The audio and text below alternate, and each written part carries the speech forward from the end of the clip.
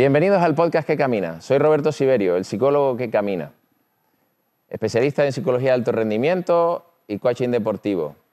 Mi consulta es al aire libre, al lado del mar, caminando por la ciudad, o como hoy, aquí, en este terreno de lucha, Tomás González, de San Miguel de Abona, donde pues tengo a mi lado a un puntalá, luchador de lucha canaria, 5 veces campeón de la Liga Regional de lucha, otras tantas, ya no sé cuántas, campeón insular, de Copa, no sé, de Supercopa tampoco, no sé ni cuántas cosas puede tener en casa este hombre.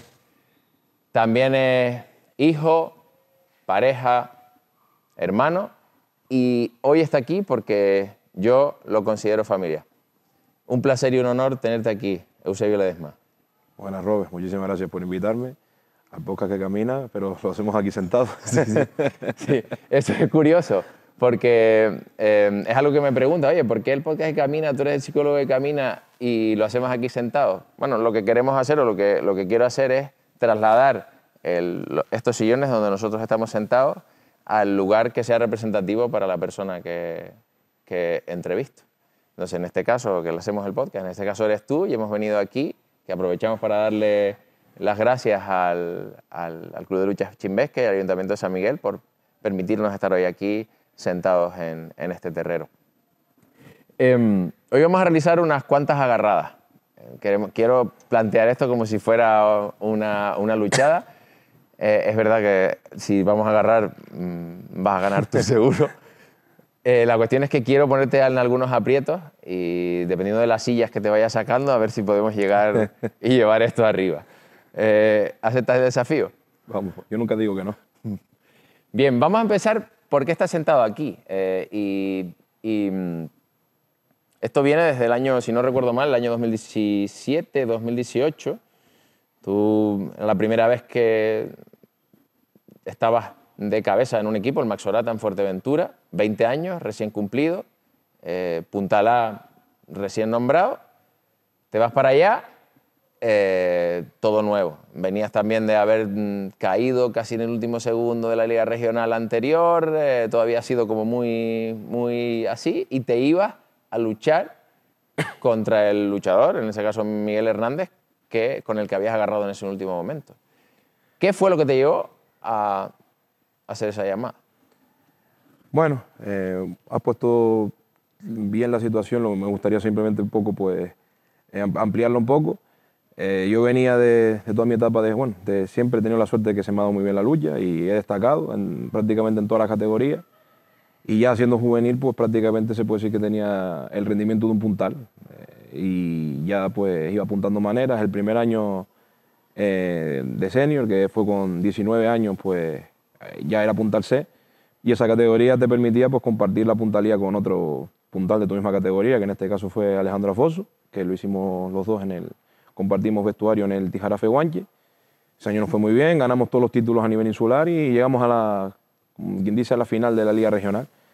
Y en esa ocasión perdimos, que nos topamos con el Salar de Jandía, que tenían a Deva Gusano de puntal, y a Miguel Hernández destacado A, pero bueno, que a final de año en cuanto a rendimiento, el puntal del equipo, con todos los respetos a Dai, que ha sido siempre un grande, pero al final en cuanto a rendimiento aquel año se puede decir que el puntal era Miguel. Estaba despegando, estaba en ese momento en su apogeo, se puede decir. Y nos enfrentamos en 2 ocasiones. En Fuerteventura pues fue un empate, en la que ambos nos separamos. Y en Tenerife tenía la lucha ganada y faltando pocos segundos pues Miguel me consiguió derribar. Eso fue, pues, te digo, uno de los varapalos más grandes que te puedes llevar, porque digamos que venía de unos años en los que, bueno, tenía, como quien dice, al 3 de basto conmigo, que era mi hermano Marco, y para nosotros perder una lucha era como algo muy anecdótico. Prácticamente yo creo que en 3, 4 temporadas, yo creo que no llegamos a perder ni 5 luchas en todo ese tiempo. Entonces, uno no estaba acostumbrado a ese tipo de estímulo. Fue, te digo, muy doloroso. A nivel psicológico fue un golpe duro que me costó mucho asimilar. Y justo en ese momento, pues, estamos terminando temporada 16-17, íbamos a empezar la 17-18, y toca a mi puerta el Maxorata de Fuerteventura. Ya me habían subido a puntalá, y claro, yo sabía que Miguel iba a renovar en en el Salar de Jandía y yo tenía ganas de revancha. Y bueno, eso fue uno de los motivos. Después el otro fue que quería salir de Tenerife porque sabía que mi hermano Marcos iba a estar luchando aquí. Y el primer año, que siendo yo el puntal del Tijarafe y él siendo el puntal del Rosario, que tuvimos un par de enfrentamientos, pues no fue algo que me gustara. Y aprovechando la ocasión, digo, creo que tengo que aprovechar que tengo la opción de poder luchar en otra isla. Y así que como reduzco mucho la posibilidad de encontrarme con él, de tener que enfrentarme con él. Y esos fueron, digamos, los dos motivos que me impulsaron a dar el paso. Y con 20 añitos, se puede decir, me fui para otra isla. Posiblemente en aquel momento no lo sabía, pero me estaba yendo a la mejor competición, posiblemente desde ese año, del 2017 hasta 2023, 2024, y te ibas a la mejor competición insular. Los datos lo demuestran. Al final, en esos años, casi todos los equipos finalistas y semifinalistas del área regional eran de Fuerteventura. Entonces me metí, como quien dice, de cabeza en la boca del lobo sin darme cuenta, pero yo siempre, aunque hubiera sabido, hubiera tomado la misma decisión porque yo siempre me gustan los retos y sobre todo lo que me gusta es cuando al final pues alguien te supera o te logra derribar. Una de las cosas que yo más pienso es tener la revancha, de que quiero tener esa, ¿sabes? No huyo de decir, es que me tiro y ya no agarro más con él, no, yo quiero volver a agarrar contigo, a ver si esta vez te pesco yo a ti. Y nos fuimos para allá. Entonces, claro, ¿qué pasa? Tú llegas allí como, quien dice, aparte de novato, tu primer año de puntal, también llegas como el de fuera, porque al final, quieras o no, Miguel, aunque se crió en Gran Canaria, pues él tiene raíces majoreras, y hasta su propio apodo lo dice. Y claro, yo llegué allí en un eso de mucha tensión, porque encima yo estaba en Masorata, Miguel en el Saladar, eso es allí un pique histórico entre municipios, y encima, aparte de eso, pues también había otros equipos como estaba la Antigua con Kiren, que en aquel momento no era lo que acabó siendo. Ahí estaban, digamos, empezando a desarrollarse hasta que acabó siendo pues, uno de los mejores equipos de Canarias. Y luego había más equipos como el Rosario o el Tetir, que también siempre ponían las cosas difíciles. Pero digamos que en ese momento los dos más top eran el Masorata y el Saladar. Y había una tensión enorme alrededor de eso. Sí, yo me acuerdo de la primera vez que te fui a ver. Te fui a ver un Saladar Max Sorata y es una anécdota que siempre cuento porque llegué, tuve que comprar la entrada antes porque aquello se llenaba y eso era uno de la liga regular. Y yo llegué, me senté y entré, me cogí la entrada, me voy y me siento y encima me senté, no me di cuenta y me senté con la afición del Saladar. Me tocó allí.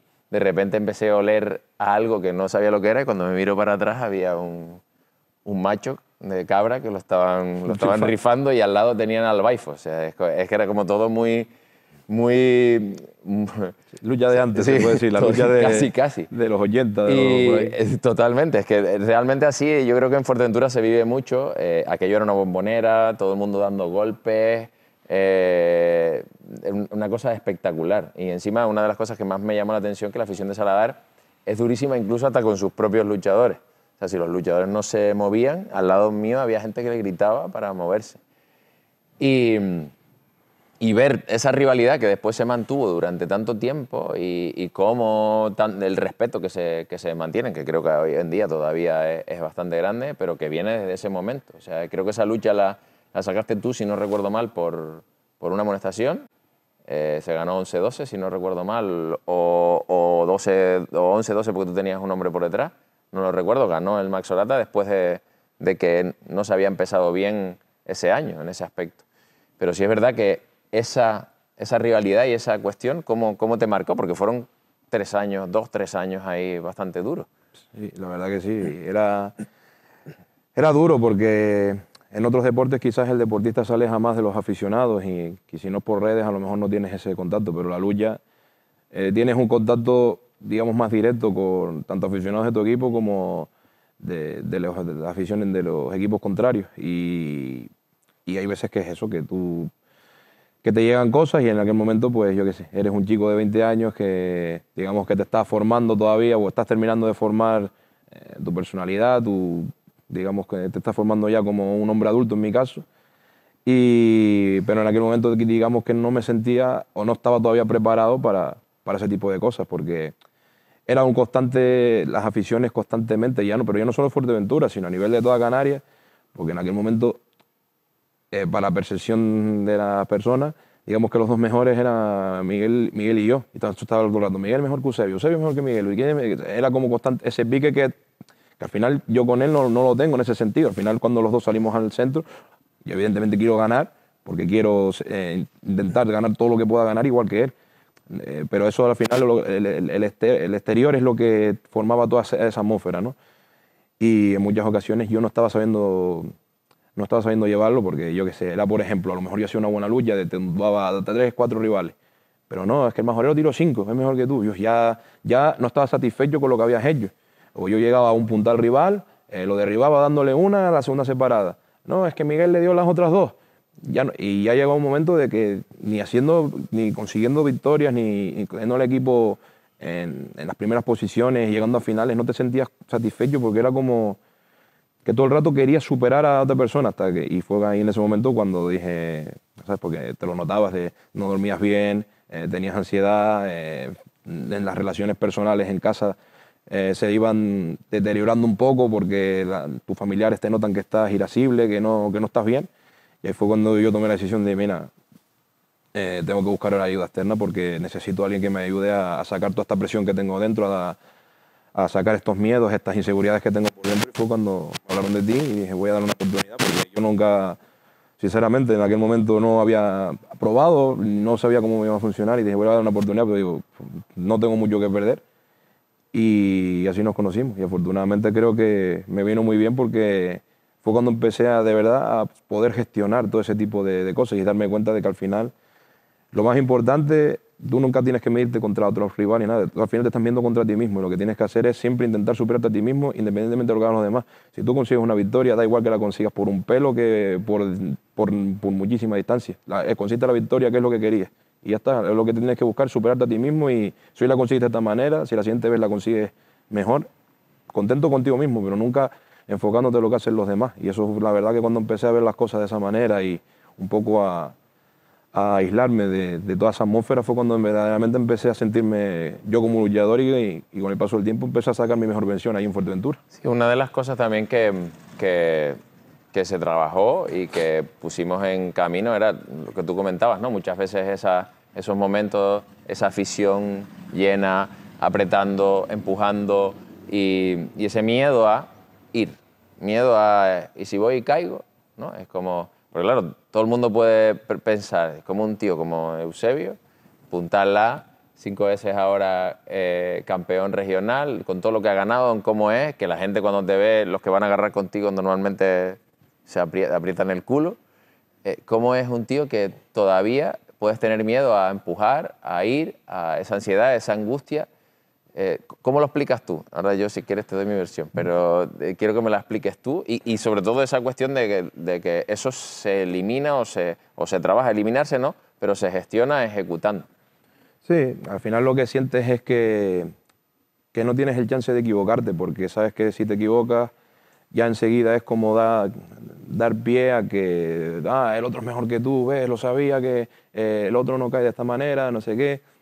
Entonces, al final a lo mejor tienes tanto miedo a esos comentarios o a lo típico que pasaba, que tú sabías que caías y yo qué sé, aficionados de otros lados que a lo mejor no son tan forofos tuyos, sino son más forofos de otros, te cascan. Pues sí. Entonces, tienes miedo como a hacerlo porque pones miedo pero al final es lo que tú dices, al final tú no puedes tener miedo a eso porque entonces no eres tú, no eres tú luchando, te conviertes en un deportista tímido y está claro que los deportistas que llegan a la élite máxima, que son los que se atreven, los que se exponen a que algo pueda salir mal. Pero si es que lo que tú dices, que si no lo intentas, si no te expones a eso, nunca puedes alcanzar el éxito. Y fue cuando de verdad me empecé a atrever, empecé a romper ese, como quien dice, cerrar los ojos y dije, actúa.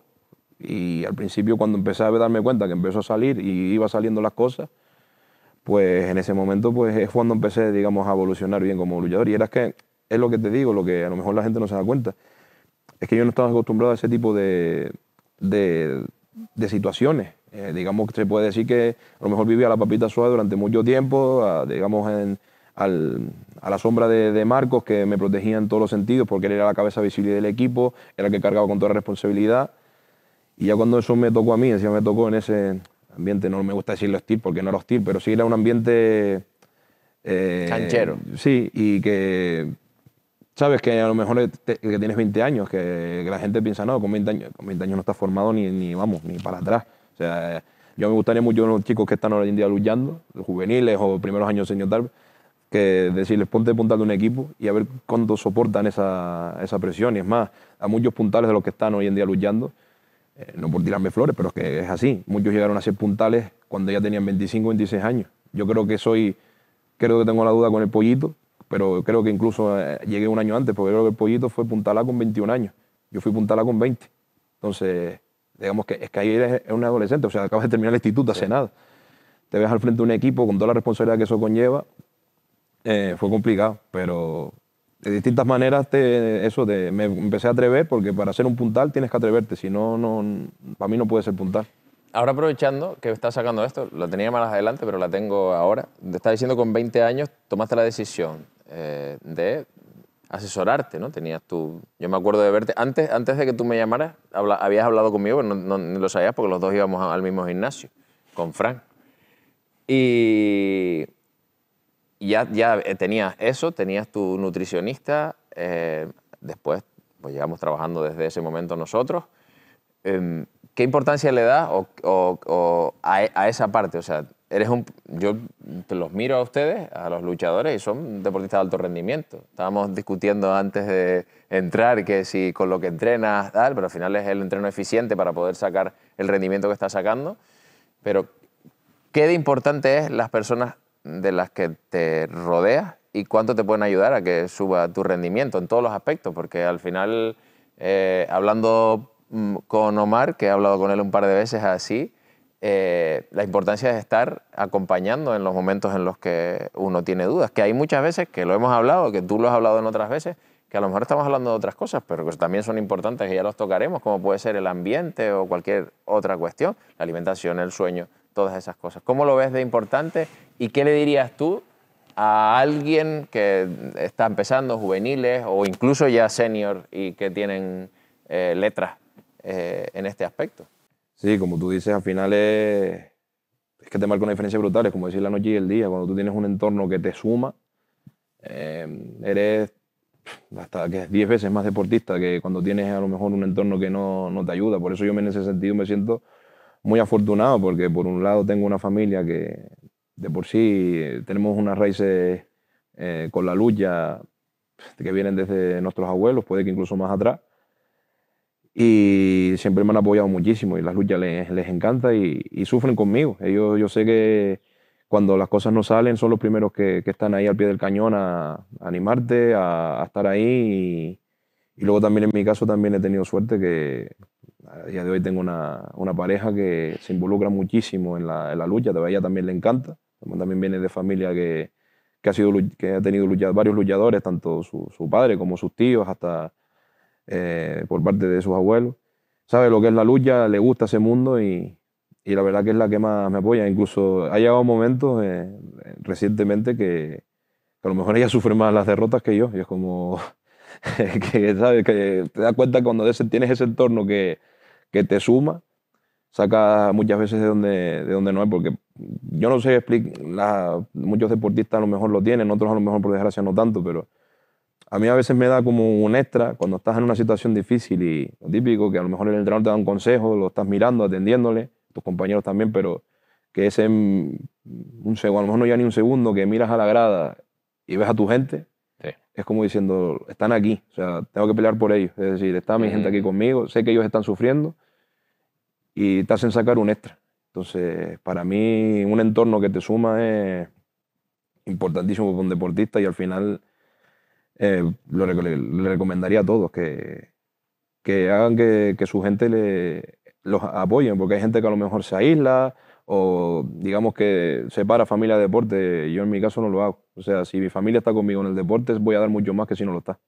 ¿Qué significa tu madre, tu padre? Vamos a empezar por ahí y ya después vamos acercándonos hasta Sarai.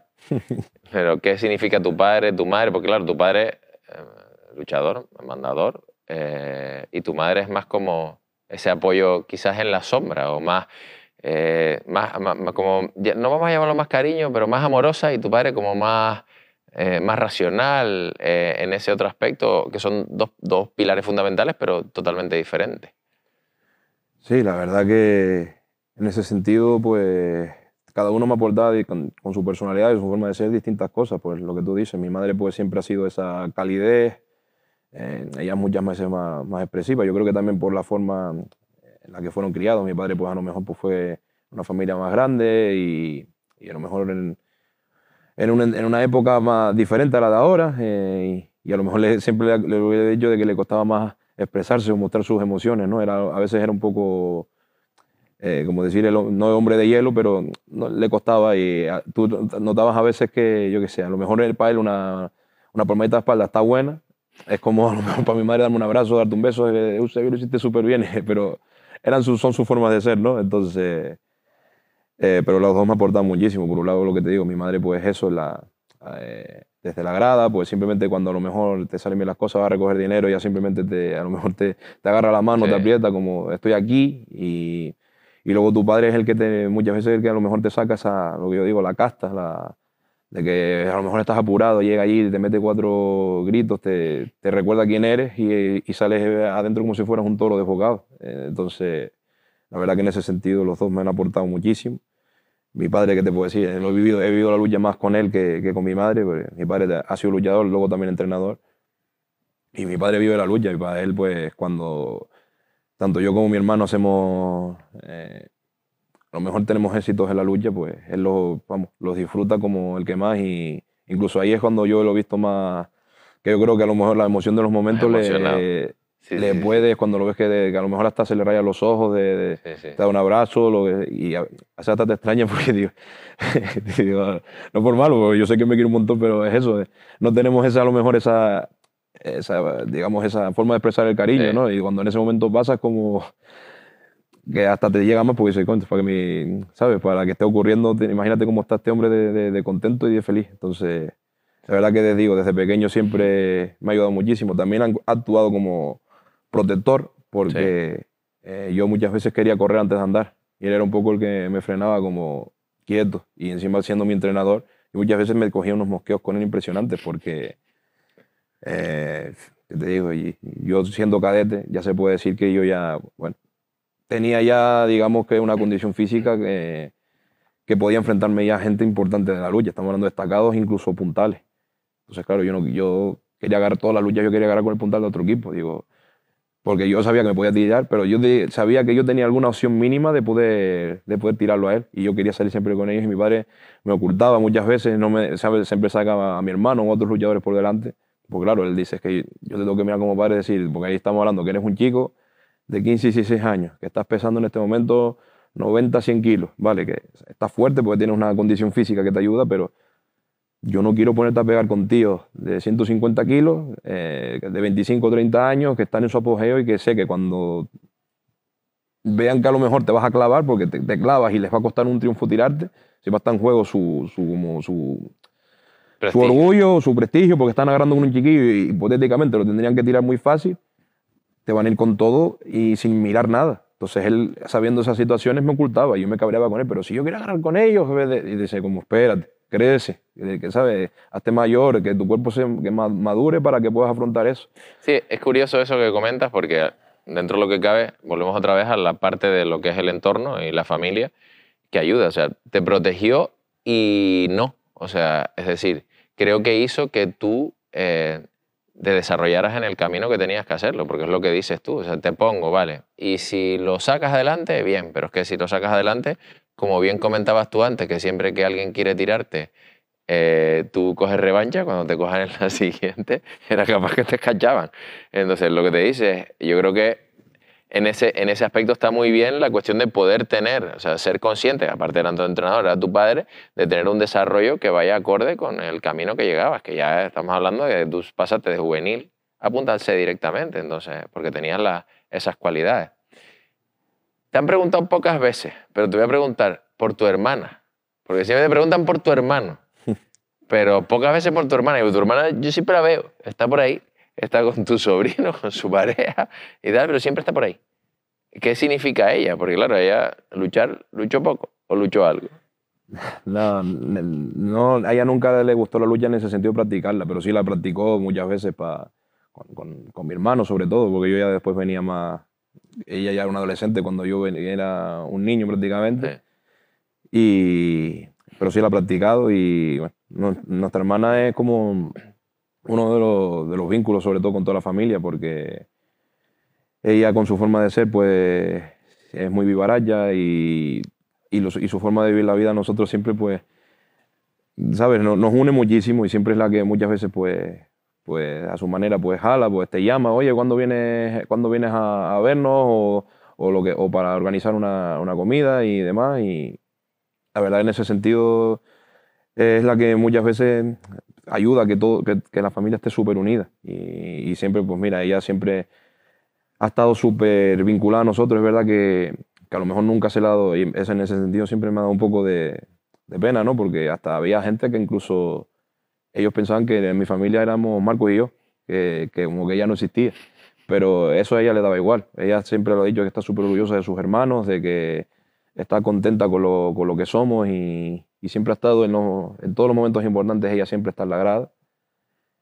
Y yo la verdad que te digo, tanto Marcos como yo tenemos suerte de tenerla como hermana mayor porque nos ha apoyado muchísimo, incluso yo de pequeño pues también a su manera me inculcaba, ¿no? Porque yo, como pasa en muchas casas, yo era el último niño, quizás cuando tus padres son un poquito más blandos, a los que a mayores a lo mejor donde le decían no, a ti te empiezan a decir que sí.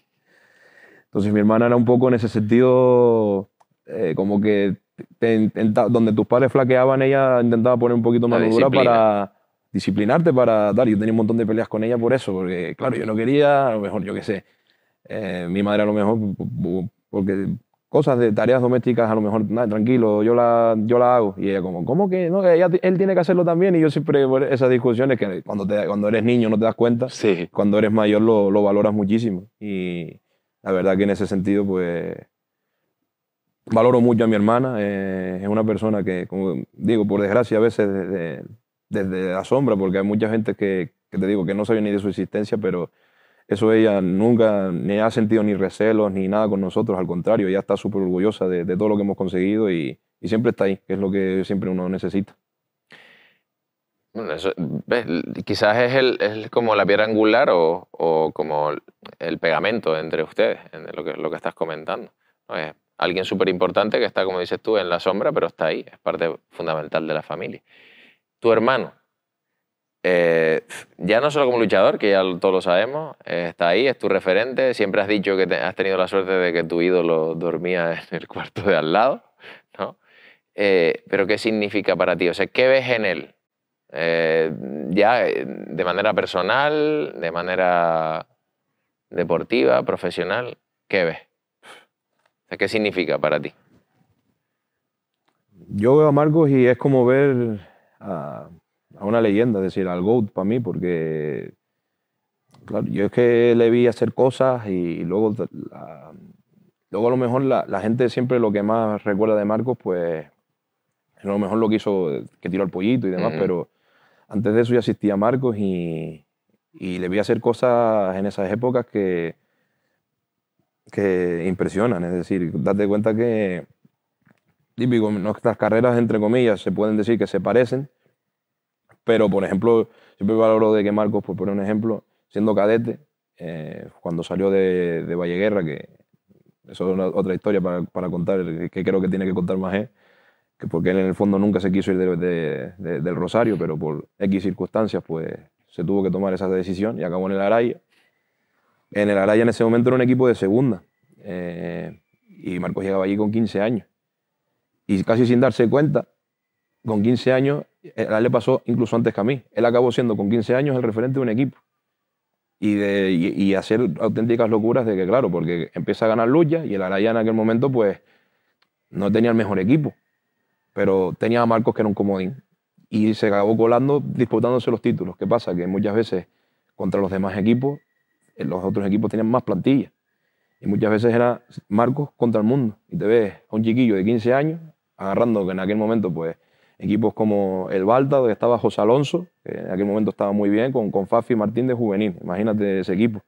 O el Aridane, donde estaba Medianito Cuarto con sus hermanos, que mediano con 25, 26 años, que estaba muy bien, justo antes de empezar a hacer Puntal B, que vino aquí a Tenerife.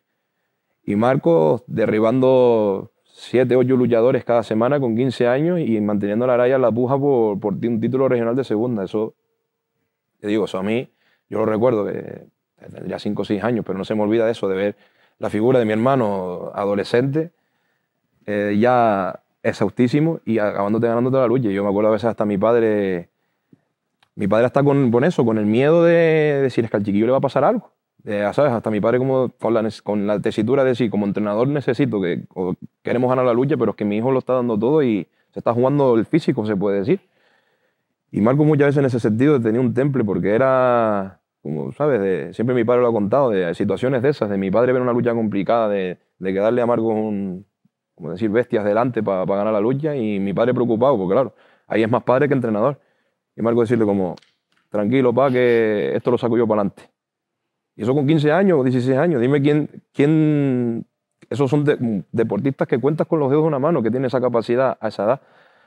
Entonces, para mí es una leyenda viva en todos los sentidos. Ya después, todo lo que ha venido después, que ya es digamos, lo que más gente conoce, es una barbaridad. Para mí tiene un talento, un don nato para la lucha que yo creo que no lo he visto a nadie a día de hoy. Ya no es por todo, porque es puntal, porque es un tío rocoso que cuesta tirarlo, pero también tiene su estilismo. Es verdad que a lo mejor a la gente no lo recuerda, pero es verdad que ya tiene 38 años, el peso que tiene no es el mismo que tenía a lo mejor en su mejor momento, pero Marcos luchando era un espectáculo verlo luchar, un tío con 140 kilos, 150 kilos, haciendo puentes, haciendo traspiés, con un giro impresionante, garabatos, atravesadas, eso no lo ves en todas partes, y se lo veías a Marcos. Entonces, para mí, eso te digo, para mí siempre ha sido un modelo a seguir en todos lados, porque luego también otra cosa que mucha gente no sabe es que bueno, Marcos también estudió, se sacó su carrera Ahí va yo ahora, pero llegaste tú primero. De arquitectura, una carrera durísima, y que mi madre siempre nos lo contó. Yo también llegué a ver, pero en aquel momento pues, era un niño y a lo mejor nos pasaba un poco más el tema. Pero de Marcos de muchas veces, de no faltar nunca un entreno, ni nada, a pesar de tener que entregar muchas cosas, de proyectos, de maquetas, de distintas historias, y muchas veces incluso quedarse noches en vela para terminar cosas. Y eso también vivía en Gran Canaria de lunes a viernes y venía el fin de semana a luchar con el Araya. Y eso es siempre una anécdota que me contaba mi madre, que una noche, después de una lucha, que era lo típico, a lo mejor luchaba un viernes y se quedaba el fin de semana en casa. Y lo típico, venían de luchar, todos durmiendo en casa, y a lo mejor mi madre, pues, lo típico, instinto de madre, le da por despertarse, iba a la sala y se encuentra ya Marcos pues, con su ordenador, con sus apuntes, haciendo cosas y se sentó al lado, ¿sabes? Lo típico, que ella es siempre muy cariñosa, lo toca y nota un sudor frío de Marcos, ¿estás bien? Dice, ma, no he dormido desde el lunes. O sea, se pegó a lo mejor desde el lunes hasta el viernes, o hasta esa noche del viernes al sábado, durmiendo poquísimas horas, 2, 3 horas, una cosa así, porque no le daba tiempo entre las clases, los entrenos y demás de terminar los proyectos y terminar las cosas.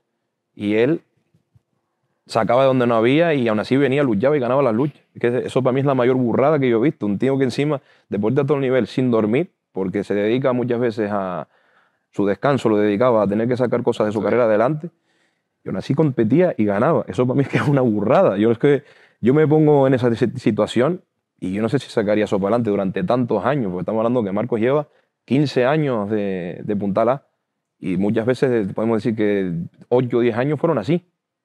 Eso para mí, por eso te digo, yo conociendo todo lo que hay detrás, porque todo lo que envuelve a Marcos, por eso te digo, para mí es el mejor. Yo dudo muchísimo que cualquiera de nosotros que estamos ahora compitiendo nos pone en esas situaciones y rinde a alto nivel. Por eso para mí Marcos es el mejor de los mejores, sin duda. Y tenerlo en casa, mayor todavía. Damos un salto. Sarai. Ya empezaste antes a hacer una intro, un poco. Pero sí me gustaría saber qué significa, porque si no recuerdo mal la conoces desde que eres pequeñito y después hace, no sé, son 5 años, 5 o 6, no sé cuántos son, es que no me Sí, acuerdo. empezamos en Son 2019, principio de 2020. Por 2019, casi 6 años ahí con ella y al final casi se conocían. ¿Qué representa ella hoy en día? Ya explicaste un poco qué es esto. ¿Qué significa para ti tener a alguien que conoce tanto la lucha, que hay tanto feeling entre ustedes y que, bueno, aparte habrá roces como en todos lados, eso está claro. Y es lo normal porque si no hay, entonces ahí falla algo. No es amor. Siempre con respeto, que es lo que digo yo. Mm, pero sí me gustaría saber qué significa ella, o sea, en tus momentos, tanto en la parte deportiva, porque es importante, pero también qué te aporta ella en la parte personal. Pues ahora mismo diría que es uno de los pilares fundamentales que tengo en mi vida por todo. Es decir, la situación más reciente que ahora me viene a la cabeza hablando de ella fue justo la temporada pasada, que durante una lucha pues noté un dolor enorme en el tríceps y luego pues con las pruebas que me fui haciendo pues al final tenía una rotura muscular importante ahí. Pero justo cuando yo llego a casa la noche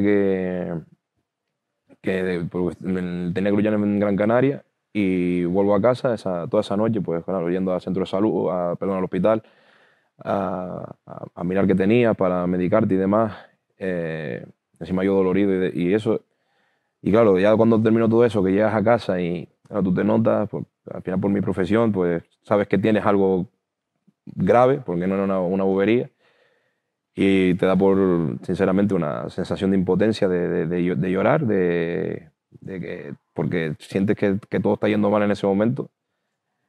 Y ella simplemente se acostarte contigo, abrazarte, llorar contigo y estar ahí. Eso para mí, y sinceramente lo puedo decir, esa noche, por ejemplo, pude dormir gracias a que ella estaba conmigo y digamos que con ese sufrimiento que tenía yo solo, ella también, que no tiene por qué hacerlo, pero lo hace, lo absorbe ella también y te ayuda a que sea más liviano. Entonces, para mí es importantísima. Yo ahora mismo creo que es muchas veces saco mi mejor versión gracias también al apoyo que tengo desde ella en casa, en mi vida y, como digo, pues eso también es una parte muy importante de tu área deportista, que cuando tienes una relación con una persona, que sea una relación sana, que como tú dices, puede haber los roces, pero es que en todas partes existen roces cuando tienes relaciones interpersonales con otro ser humano.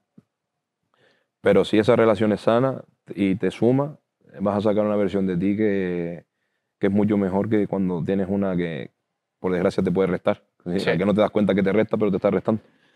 Totalmente. Y ahí es curioso porque quiero poner un inciso sobre lo que estás diciendo y es la importancia de leer a la otra persona que tenemos al lado. O sea, tú no necesitabas que te dieran una palmadita, ni que te explicaran, ni que te dijeran, oye, mira, esto tiene tantos meses de recuperación, va a ser así, no te preocupes, no pasa nada. No, muchas veces lo único que necesitamos es alguien que esté al lado nuestro y que simplemente nos abra los brazos para un abrazo o para simplemente estar sentados aquí tú y yo mirándonos un rato y poco más. Y eso es una lectura que es súper importante porque y, y es una de las cosas que siempre hablo yo de las parejas. Las parejas tienen que saber el lugar que ocupan, dependiendo del lugar en el que se encuentran.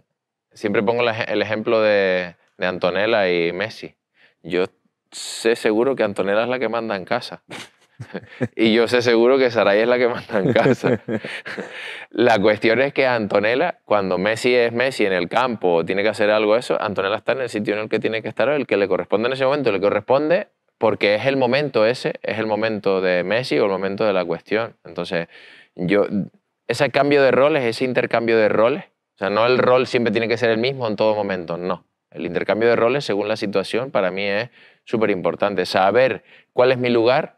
Con Mónica a mí me ha pasado alguna vez. O sea, ella está en un sitio y hay veces que ni la voy a saludar y trabajando, lo que sea, y me dice, pero viniste, estuviste al lado mío, no me saludaste. Y la miro y digo, estabas trabajando, no era mi sitio. O sea, es como yo ahí no pinto nada. Uno pinta cuando tiene que pintar. Entonces yo creo que eso es lo que determina que una pareja sea algo importante para ti, que sepa cuál es su lugar en su momento, cómo hablarte, qué decirte, que sí, que podemos tener, como estamos hablando, intercambio de opiniones, o podemos enfadarnos o podemos molestarnos. Y me parece lo más lógico siempre y cuando las discusiones sean de una manera correcta y se saque algo. Ahora bien, es importante que, como estás comentando tú, sea un refugio en el momento en el que sea, o un empujón, o que te mire cuando no hayas tirado a alguien, te mire así como diciendo, ¿qué estás haciendo? O sea, hazme el favor, termina eso ya, que te toca el puntal después. O sea, que de eso ella sabe. Y ahora te voy a cambiar la pregunta, porque tú me has dicho qué significan ellos para ti. Pero si yo le preguntara, a tu hermano no, porque si no me va a soltar alguna burrada, ¿vale? Pero si le pregunta a tu madre, a Sarai, a tu padre o a tu hermana, ¿qué eres tú para ellos? ¿Qué les dices? Nada, que le suman, me suman, ¿qué le sumas tú a ellos? ¿Qué les das? ¿Qué crees que significas en su vida? Aquí creo que A mí ahí te jodí. me pillaste. Bueno, yo con ellos también intento ser dado, ¿no? De involucrarme con ellos también, de preocuparme por sus vidas en general, en el momento de a lo que se estén dedicando. Por ejemplo, en el caso de mi hermana, pues muchas veces hablo para preguntarle cómo le va. Ella ahora mismo está de concejal a la Laguna, cómo le va en ese sentido, qué está haciendo, para preocuparme por ella, igual que con mi novia y con mis padres, aunque ahora los dos están jubilados, pero siempre intento hablar con ellos todas las semanas para mantenerse en contacto, de que vean que estoy ahí. Y quizás, por ejemplo, con mis padres sí lo tengo más claro, porque, bueno, en el sentido de, sobre todo con mi padre, porque, bueno, yo me llevo con mi hermana 13 años y con mi hermano 10. Perdón, con mi hermana 12. Y no, ella nació en el 84, me llevo 12 años con ella. Entonces, claro, vinieron mis dos hermanos. Mi padre en aquel momento trabajaba en la construcción, se iba prácticamente a las 5 de la mañana de casa y muchas veces pues terminabas de trabajar y se iba a entrenar a la lucha. Llegaba a casa a las 10 de la noche, a las 11 de la noche. Y él siempre lo dijo, que no disfrutó la paternidad de mis hermanos, porque muchas veces no pudo estar en casa lo que le hubiera gustado. Es más, él siempre, dolido, siempre comenta que, por ejemplo, a veces llegaba y Cristina, cuando era bebé o que era muy pequeñita, no lo reconocía, ¿sabes? Le huía un poquillo y iba con más a los brazos de mi madre porque no sabía no lo identificaba como esa figura de padre porque no estaba mucho tiempo en casa. Entonces que ya cuando mi padre tenía 35, 36 años, ya tenía su propia empresa, se estabilizó y estaba un poquito más, pasaba más tiempo en casa. Y a mis hermanos, pues estamos hablando que tenían esos 12, 10 años y él tenía como eso por dentro de que no le vivió una niñez. Y fue cuando le empezó a insistir a mi madre para intentar buscar uno más. Mi madre al principio no estaba muy tal, pero luego mis hermanos también, cuando empezaron a escuchar la idea, que ellos querían también un hermano pequeño, y al final aparecí yo. Y digamos que yo fui por eso. En mi casa fui como un pedido general de todo el mundo, sobre todo de mi padre. Y mi padre, digamos que conmigo fue con el que más presente pudo estar porque su trabajo se lo permitió. Y sobre todo, pues mi madre, pues yo digamos que es verdad que con mis hermanos, pues siempre mi madre nos quiere a todos con locura. Pero es verdad que mis hermanos, a lo mejor en cierto sentido, yo con mi madre, digamos que a lo mejor cuajé más porque tenemos una personalidad muy parecida. Por ejemplo, los dos somos muy, muy cariñosos y digamos que en ese sentido mi madre a lo mejor conmigo pudo disfrutar en ese aspecto un poquito más que lo típico. Porque a lo mejor mi madre daba yuyones a mis hermanos y mi hermano era como, ay, más, quita, como cuando están así, y yo al contrario, yo me dejaba porque me gustaba. Y en ese sentido, pues mira, siempre lo he pensado así, de que yo digamos que fui mandado a buscar por toda mi casa, tanto por mis hermanos como por mis padres.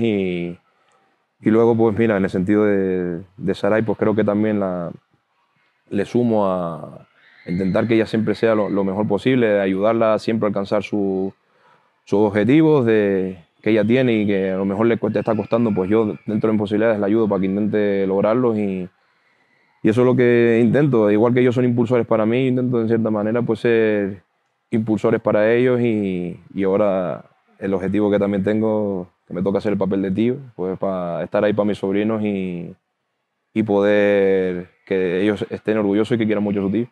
¿No? Eso. Y hay que seguir aprendiendo. Si también que eres consejero de los hermanos chicos también de Sarai, ¿o no? Sí.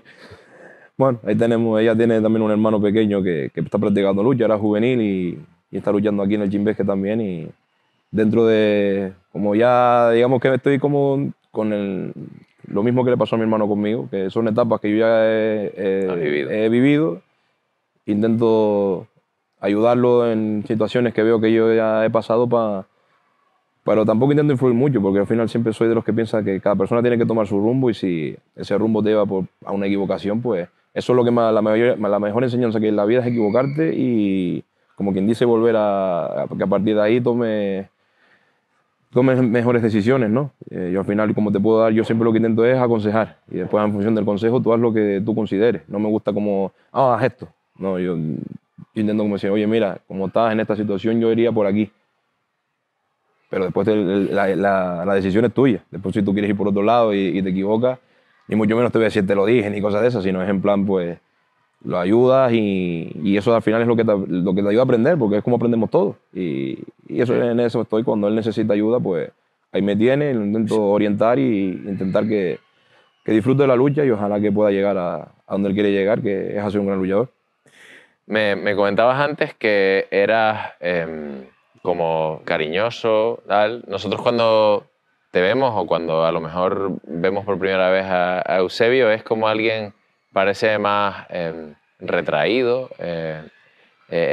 tímido, ¿no? Hasta que uno cruza, o sea, dejas entrar esa parte y encuentras a otro Eusebio completamente diferente. O sea, incluso hay personas, ¿no? Tú eres como... A mí me han preguntado por ti y yo siempre que digo que siempre te quiero tener en mi equipo, ya no porque seas el punta ala, sino por lo que haces al equipo, o sea, cómo lo apoyas, cómo vas, cómo te ocupas, cómo te preocupas, cómo estás con ellos. Ahora que tienes la cuestión de fisio, pues tienes ya ese plus. Pero ¿cómo es el Eusebio que no se conoce? Pues claro, todo el mundo conoce, siempre sales, te pones a moverte de un lado para el otro, te mueves, estás nervioso, no sabes, murmuras algo, estás ahí dándole vueltas a la cabeza con quién te toca, con quién no, no sé cuánto. Eres siempre muy respetuoso, ¿no? Con los entrenadores, le puedes decir a Soliño, si tú lo ves bien, yo creo que sería bueno, ¿no? Sí, Es como que siempre, una... que siempre es bueno tener esa cuestión compartir otro punto de vista, a lo mejor, de él tiene una idea y Totalmente. yo decir, oye, mira, pues a lo mejor yo haría esto. Sí. Lo Y ponemos lo ahí, ponemos a ahí, ver, sí. pero sin ningún tipo como de autoridad, sino Correcto. hablándolo. ¿Y cómo es, o sea, qué diferencia hay entre ese que vemos ahí y el que nosotros podemos ver de manera más íntima? Pues soy una persona, no sé cómo explicarlo. Digamos que lo que la gente ve en el campo a lo que después soy, hay una diferencia brutal. No sé si es porque aquí, digamos que el personaje de deportista, pues me cambia la personalidad y después soy diferente a lo que es el Eusebio real. El Eusebio real sí te digo que es una persona súper tímida, que tiene tanta timidez incluso de que muchas veces incluso a veces la ha confundido con chulería o con eso, porque yo qué sé, a lo mejor es que alguien te venga a saludar por la calle y que, claro, tú no lo conoces, no sabes gestionar y a lo mejor ahora no lo hago tanto, pero sí cuando era más pibito pues yo intentaba quitarme esa situación rápida de encima. Hola, ¿qué tal? Bueno, adiós, no sé qué. Y ya a lo mejor yo no lo estaba haciendo de mal, sino lo que en ese momento tenía tanta timidez, tanta vergüenza, por así decirlo, que no sabía gestionar ese momento y mucha gente lo confundía con, mira, este tío, ¿qué tal? Pero es algo que he intentado cambiar porque, bueno, por desgracia, pues distintas situaciones en mi vida me llevaron a ser una persona, pues, hermética, de no mostrarte mucho en público y que me costaran mucho las relaciones sociales, porque como mucha gente todavía le puede pasar hoy en día, sufrí bullying en el instituto y eso pues te cambia. Al final hace que tus relaciones con las otras personas pues tengas más miedo, te expongas menos y muchas veces no seas tú. Y entonces para que alguien verdaderamente llegue a conocerte, tengas que, ¿sabes? Tú tienes como ese escudo y cuando alguien lo dejas pasar es cuando verdaderamente te conoce. Y a muchos compañeros me lo han dicho, es que yo no pensaba que eres como eres por lo que te veía de fuera, pero te digo, al final cada uno tiene sus cicatrices, ¿no? Yo afortunadamente con el paso de los años uno va cambiando eso y ya va siendo un poquito más abierto y le va dando ese tipo de relaciones, las va mejorando, pero es verdad que muchas veces yo creo que hay personas que les doy una impresión equivocada por eso, de que confunden a lo mejor que yo tengo una extrema timidez con que a lo mejor puede ser chulería o que no me quiero relacionar con otras personas. Eso me lo ha llevado a decir gente. Dice, no, mira, que no habla con nosotros, ¿será que considera que él está aquí y nosotros aquí? Digo, a lo mejor no hablo simplemente porque, por un lado, no sé cómo entablarlo y porque por otro tengo una vergüenza de decir, porque te da vergüenza en ese sentido, soy muy tímido. Y bueno, con el paso del tiempo pues uno va mejorando y intentando progresar en ese sentido. Entonces, me considero que soy una persona de siempre con mucha timidez, que afortunadamente cada vez es menos. Y siempre, pues, digamos, hermético, pero que cuando se suelta pues, y se muestra como es, pues, digamos que puedo ser las dos caras de una misma moneda. Entonces, nada, a las que estén viendo esto, pues, si algún día a lo mejor no saludé bien o pensaron, ya les digo ya que no es que tenga ningún problema con ustedes, sino que soy muy tímido y a veces me cuesta entablar una buena relación social con otra persona, pero una vez que tal, pues soy un tío, como diría un tío de P madre. Estabas hablando ahora de lo del bullying. ¿Lo viviste cuando estabas en el instituto?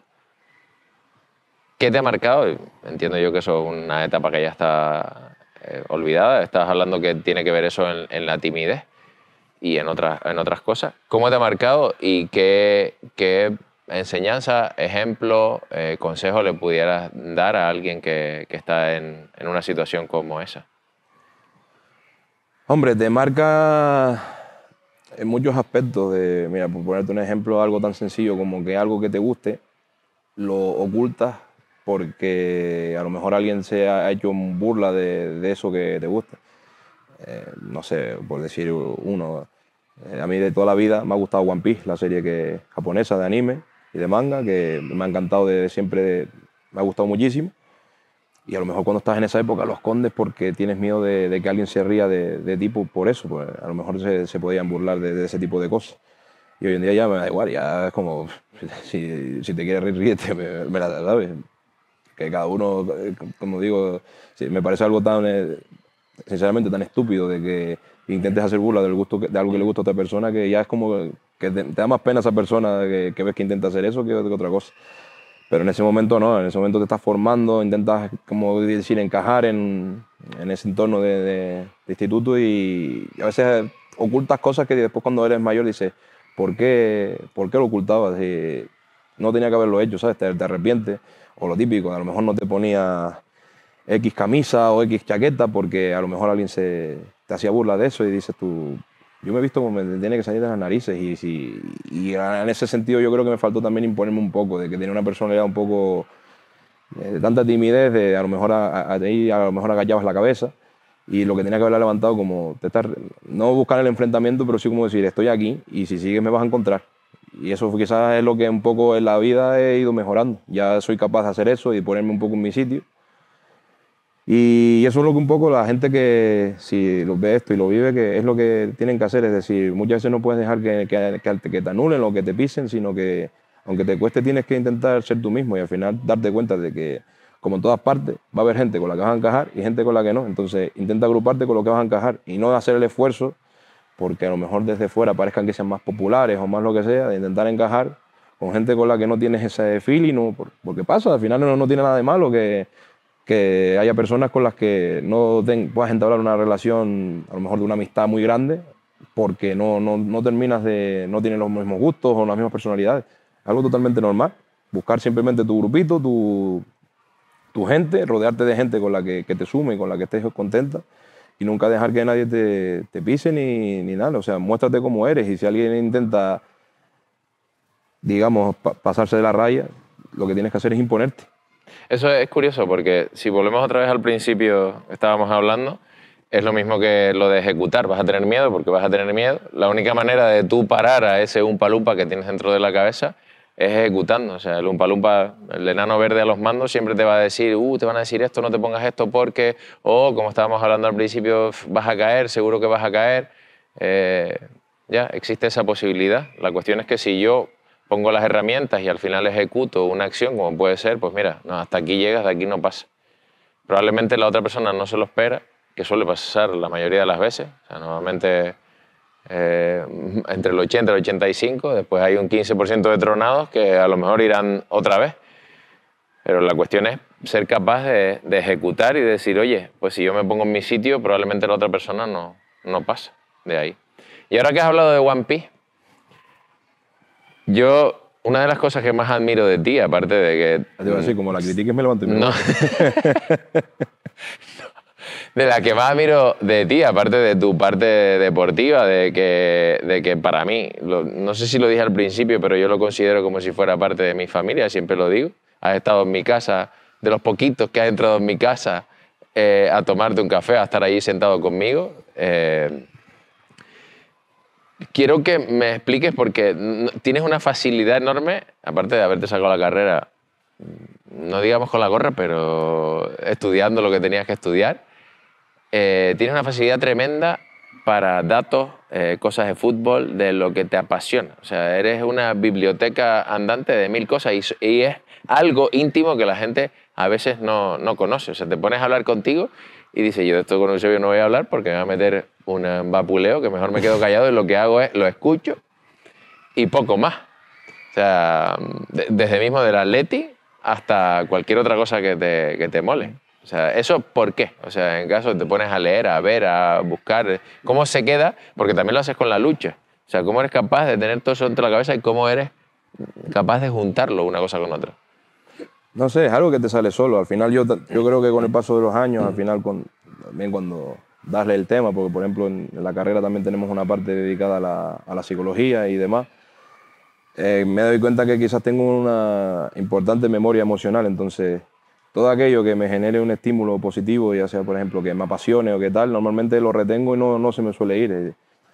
Entonces, y yo a veces me considero una mente inquieta y muchas veces cuando lo típico que tiene ratos muertos en casa, lo típico, a lo mejor la típica que estás acostado y ya va a punto de dormirte, pero no concilias el sueño.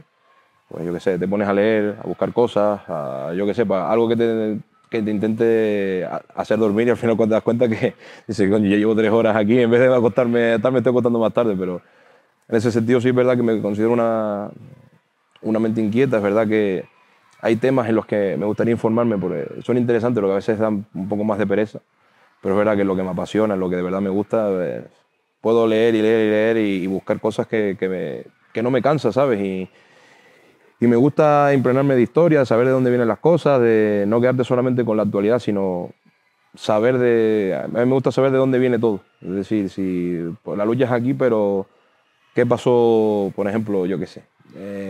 ¿Cuándo fue la primera liga regional?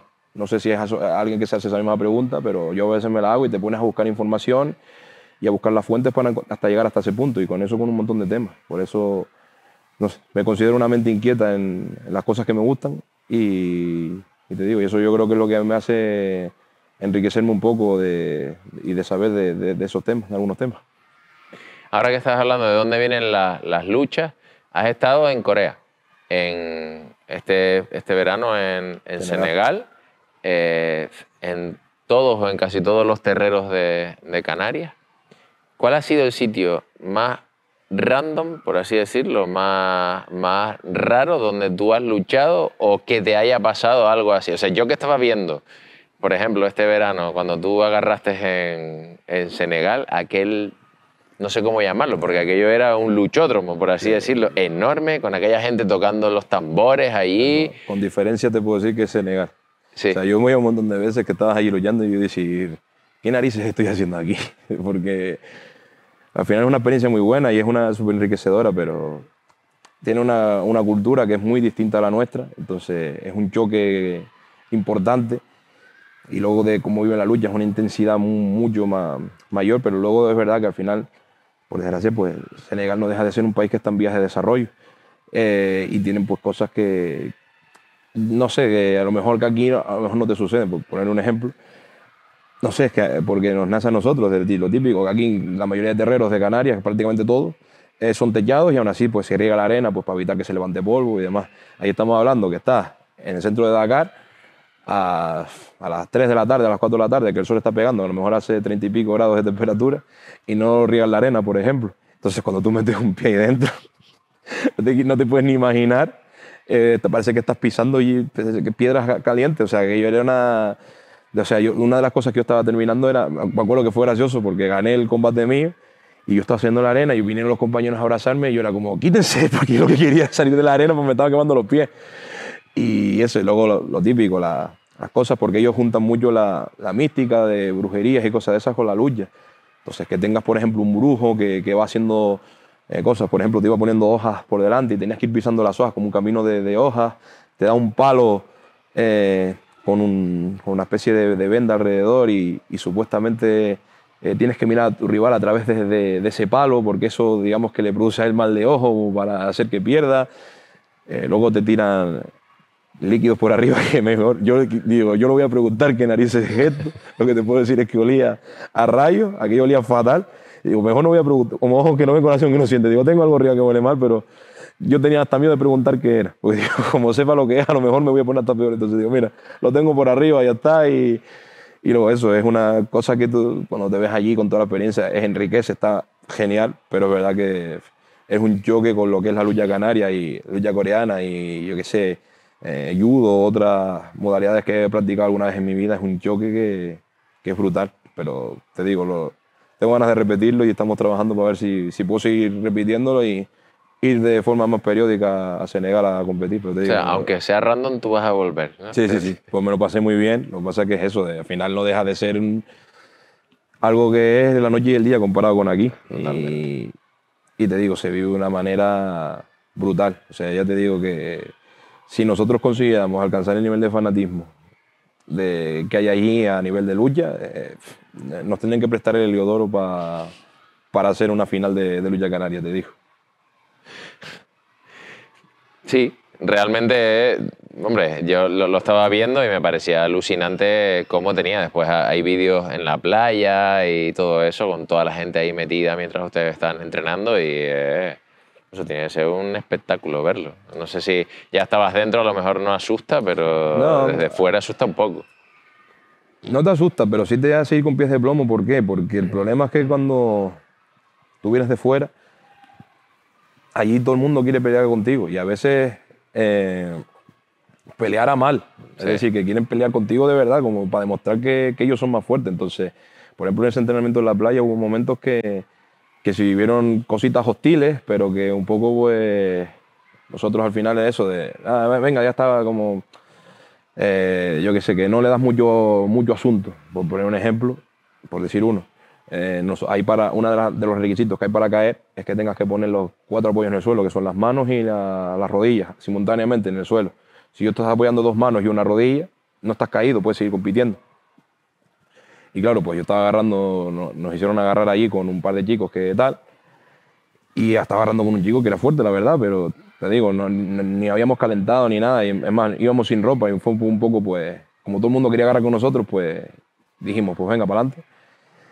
Y claro, agarré con un chico, estabas ahí, lo típico, te hace una técnica, pierdes un poco el pie, pero lo típico, tiras las manos, las rodillas y te quedas una pierna para volver a incorporarte.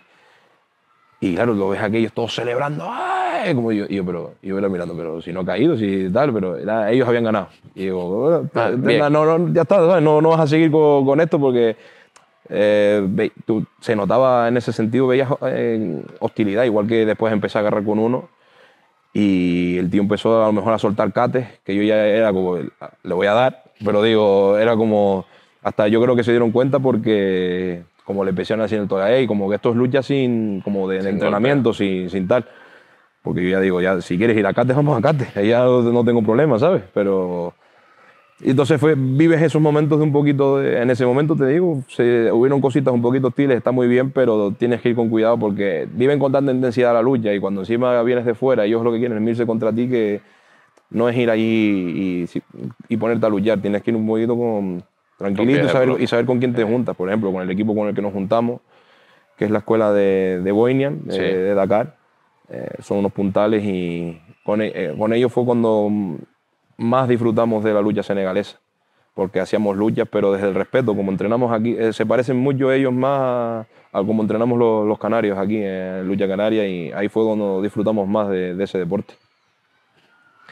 Con respecto a eso que estás hablando de la parte de cómo se vive, tú formas parte quizás de una nueva jornada de luchadores, vienen otros por detrás, que vienen como más formados. Creo que has hablado muchas veces de de lo que significa para ti lo que quieres dejar como legado, ¿no? ¿Cómo crees que puedes hacerlo para que más luchadores hagan eso? O sea, es decir, eres un tío formado, con una carrera de fisioterapia, con cursos, estás trabajando de lo tuyo, aparte luchas. Me decía el otro día mi suegro, pues mi suegro lleva no sé cuánto con esto de la lucha, y me decía, a mí me gusta Eusebio. Dice, pero me gusta porque es formado, no es un luchador que vive solo de la lucha, sino que él quiere para sí pues un trabajo, una carrera, algo así. Dice, eso se tiene que ver más. Y cada vez, gracias a lo que ha caminado, cada vez se ve más. ¿Cómo ves tú eso? Porque también has hablado muchas veces de la parte del estigma, del luchador bruto, ¿no? Azurro, no sé cuánto, que como en todo, también en mi profesión los hay, ¿eh?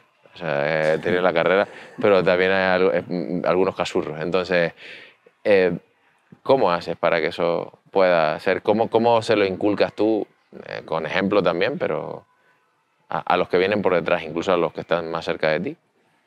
Bueno, al final lo único que intentas demostrar es que se puede, porque muchas veces hablas cuando he tenido que ir a campus o concentraciones con niños que están practicando lucha y demás, lo típico, que hablas con ellos y al final todos tenemos esa etapa, que no te gusta estudiar, porque al final es lo que es eso, que el sistema de educación que tenemos a lo mejor no potencia todas las mentes y hay gente que a lo mejor tiene capacidades para otros aspectos que es más para sentarse en una mesa y a lo mejor escuchar conceptos. Es verdad que son conceptos que tienes que adquirir porque muchas veces son la base en la que te vas a apoyar después en otras profesiones o en otros quehaceres, pero hay gente que no le gusta. Entonces es como que ir a entrenar y estudiar es como no me gusta o no puedo. Y al final yo lo que intento como enseñarles como decir, se puede. O sea, se puede, lo único que necesitas es organizarte bien pero poder se puede. Y al final yo lo que intento enseñar a todo el mundo es que al final la lucha dura lo que dura. A mí que me puedan quedar 10 años de lucha si no tengo ninguna lesión grave y todo me sigue yendo bien. ¿Y después de eso qué? Siempre te tienes que hacer esa pregunta. Sí, está muy bien vivir el momento, disfrutarlo, pero siempre a mí me gusta tener un plan B. Porque al final esto dura lo que dura. Al final cuando vives en una profesión que es física, que es deporte de alta intensidad, dura mientras tu cuerpo esté disponible para hacerlo. Después eso se acaba y después de eso yo creo que tiene que haber algo en lo que puedas basar esa nueva etapa de tu vida. Yo en mi caso pues elegí la fisioterapia y de momento me va bien, pero es lo que le intento decir a todas esas personas, es decir, no pongas todos los huevos en una misma cesta, diversifica y como te digo, hay gente con la que yo he hablado, hasta mismo mi cuñado y amigos o sea, por ponerte un ejemplo, no toda la vida, que es lo que me ha enseñado, no toda la vida es en la universidad o en eso, te puedes formar en muchísimos otros aspectos, en ciclos medios, ciclos superiores, de cualquier cosa que a ti te apasione, que te guste, después puedes, incluso si te da la gana, puedes de ahí ir para la universidad, pero vete por el camino que tú consideres, pero, ¿sabes? No seas lo típico de dejarlo, porque al final dejarlo primero a nivel tuyo como persona, no te va a sumar, porque al final yo creo que, aunque no nos demos cuenta, ese tipo de enseñanza te da conocimientos o digamos una base en la que después vas a apoyar todo lo demás y sin esa base todo te va a costar muchísimo más. Por eso les digo, es decir, tampoco es aplicar la ley del mínimo esfuerzo, porque si tienes la capacidad, yo siempre soy de los que digo, si tú puedes sacar un 10, intenta sacar un 10. Oye, que a lo mejor pues no te apetece, pues tío, no te conformes siempre con el 5, de ir a por lo mínimo. Yo creo que siempre tienes que intentar dar un poquito más, pero ya no. Y sobre todo lo que intento decirles es como, aprende. Es decir, yo una de las cosas que más me arrepiento que después lo empecé a hacer más en la carrera, pero una de las cosas que más me arrepiento en el instituto es que en muchas asignaturas no aprendía. No porque el profesor no pusiera empeño, sino porque a lo mejor yo no estaba en ese momento con la mente puesta en intentar aprender.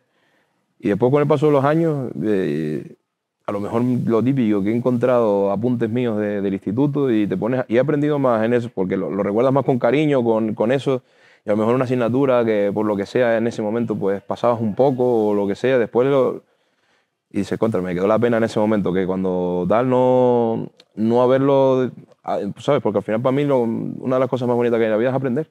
Y aunque después, como dices, sean cosas que a lo mejor no utilices en el resto de tu vida, pero aprenderlo, de saber el porqué de algo es lo que a mí después me gusta. Y cuando te das cuenta que tenías esa oportunidad en muchas ocasiones y la dejaste pasar, pues te arrepientes un poco.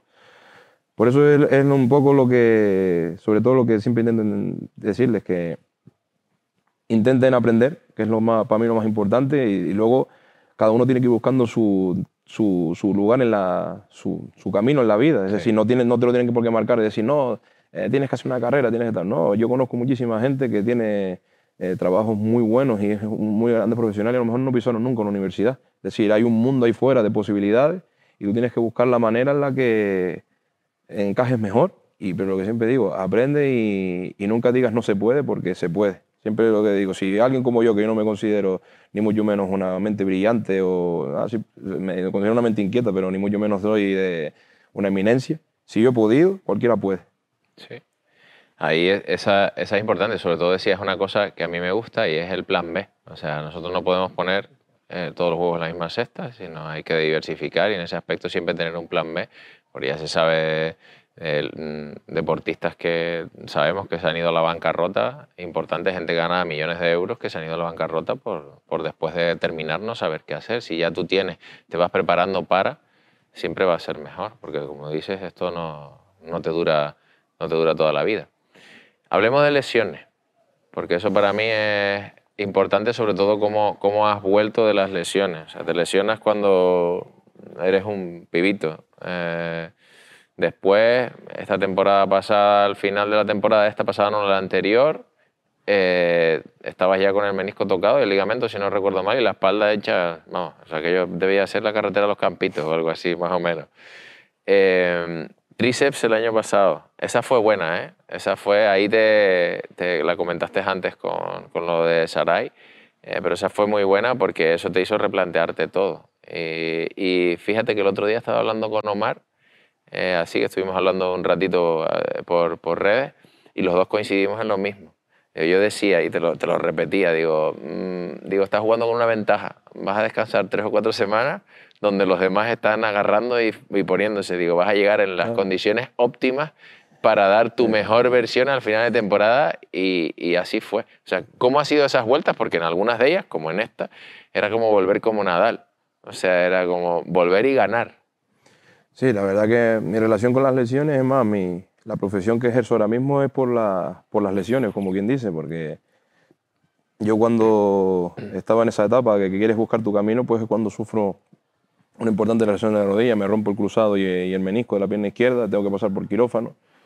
Y luego de ahí, a raíz de ahí, pues tuve mucho contacto con el mundo de la fisioterapia y también con el mundo de la preparación física, y fue cuando me di cuenta que era lo que verdaderamente me estaba generando una pasión, porque cuando yo salí del instituto, pues estaba un poco disperso, siempre pues, lo típico, mucha gente te decía pues, lo típico de medicina, porque es como la carrera, digamos, la más socialmente mejor vista, la más difícil, la más complicada. Después a mí me gustaba la biología porque tenía como ahí eso de ser profesor de instituto, me metí en biología por ahí, pero luego cuando fui descubriendo ese mundo, fue cuando dije, me quiero meter en fisioterapia. Y al final es complicado porque, por ejemplo, antes cuando estábamos hablando de la relación con mi padre, fue un detalle que se me olvidó decir. Cuando yo me rompo la rodilla, yo recuerdo que mi padre sintió un sentimiento de culpa enorme porque sentía que había sido culpa de él. Y yo siempre lo dije, digo, mira, me podía haber pasado bajando unas escaleras, igual que me podía haber pasado luchando. Es decir, esto no es culpa de nadie, es cosas que suceden en la vida y ya está. Mi padre, me acuerdo que se martirizó muchísimo por esa lesión, pues se sentía culpable.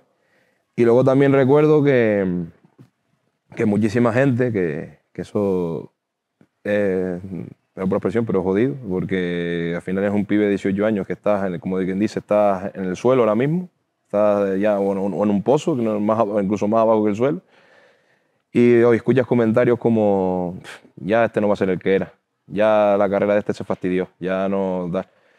Eso te hunde, porque en el fondo tú tienes esa voz que te está compartiendo lo mismo que te están diciendo. Diciendo lo mismo, exactamente. Pero yo ahí fue cuando dije, yo por mis santas narices, yo salgo de esta y vuelvo mejor de lo que estaba antes. Y que eso es lo que mucha gente nos da, que yo me acuerdo que salí de la lesión y empecé, me acuerdo, yo me rompí creo que en diciembre o enero, en diciembre de 2013, enero de 2014, por ahí, me acuerdo que me operé en febrero de 2014. Y yo empecé a luchar, digamos, en noviembre, diciembre de 2014. No, pasó todo 2014, empecé a luchar casi un año después, febrero de 2015, por ahí. Era 14-15, pero empezando 2015 fue cuando retomé la actividad.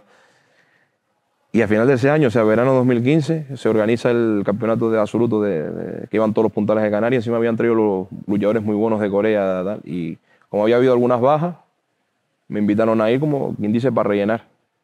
Y te digo que venía, no hacía ni 6 meses que estaba luchando después de todo el calvario que había supuesto la lesión de rodilla. Y acabé ganando ese torneo. Ahí un poco lo pensé de decir, para todos aquellos que decían que no iba a volver, pues mira, aquí lo tienes.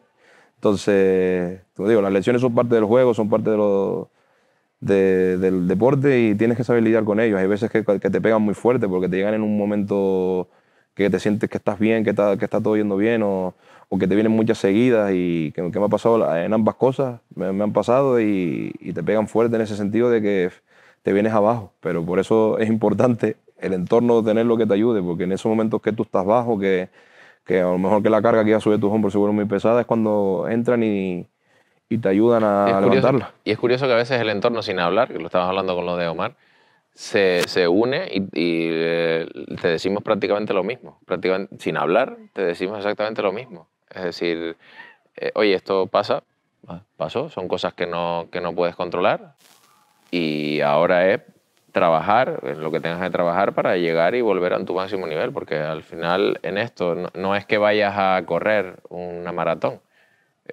o a jugar un partido de tenis o de pádel así con los colegas. No, vas a luchar, y luchar hay otro tío que tú no vas a agarrar, mira, voy a agarrar al 70%. No, tú no agarras al 70%, tú siempre agarras al 100% de lo que tienes, que a lo mejor el 70% de tu rendimiento es normal, pero agarras al 100% de lo que tienes. Y ya no solo es eso, Robert, sino que también hay algo que la gente no se da cuenta, que muchas veces cuando te lesionas en otro deporte de equipo, simplemente, aunque a lo mejor tú tengas más rendimiento, pero cuando a ti te pasa, te sustituyen por un compañero y el equipo sigue funcionando. En la lucha, cuando tú eres en puntal, tú no tienes el privilegio de lesionarte, porque si tú te fastidias, el equipo se fastidia. Tienes esa carga extra y muchas veces fuerzas jugándote el físico y jugándote tu salud, lo haces por el equipo. O sea, ni siquiera miras por ti, miras por tu equipo, que luego ese mismo equipo después puede llegar y decir, cuando estás lesionado, decirte, venga, circula que vamos a fichar a otro. Pero digamos que es algo que te sale intrínseco, no sale intrínseco a los luchadores. Yo por eso, como tengo esa tesitura haciendo oficio, de que muchas veces me vienen luchadores y yo sé las locuras que yo he hecho, de tener todas las contraindicaciones médicas posibles para no luchar y ponerte la ropa y luchar. Y cuando me viene alguien aquí es que, claro, tengo un lado profesional que dice, no hagas esto, por lo menos al luchador decir, es que te entiendo y yo haría lo mismo. Entonces tengo esa, no sé cómo explicarlo, decir, ¿cómo vas a decirle a alguien que uno es lesionado, que no luche si tú eres el primero que lesionado lucha? Bueno, por lo menos ahí tienes una cuestión que tienes las dos caras de la moneda, entonces puede haber un camino intermedio. O sea, puedes empujarlos al camino intermedio. No luches esta, vamos a dejarlo para la siguiente. A lo mejor la siguiente sigue siendo muy pronto, pero tú intentas llegar a ese punto medio, ¿no? Y es difícil. Y ahora mismo tengo un chico que se lesionó y me habló, me llega hablando. Es que no sé qué hacer. Y le digo, no luches, es la siguiente. O sea, además, yo sí se lo digo claro, no luches la siguiente. Digo, dice, no, pero digo, mira, tú no vas a agarrar flojo. Digo, si tú vas a agarrar, ¿cómo vas a agarrar? Y además, en el momento en el que te metes, te olvidas. Claro. Y a lo mejor te acuerdas cuando estás roto otra vez en el suelo. O sea, entonces es como, uno tiene que saber dónde y no. Y yo, hay una frase que me gusta mucho, que no es lo que te apetece, es lo adecuado para conseguir tu objetivo.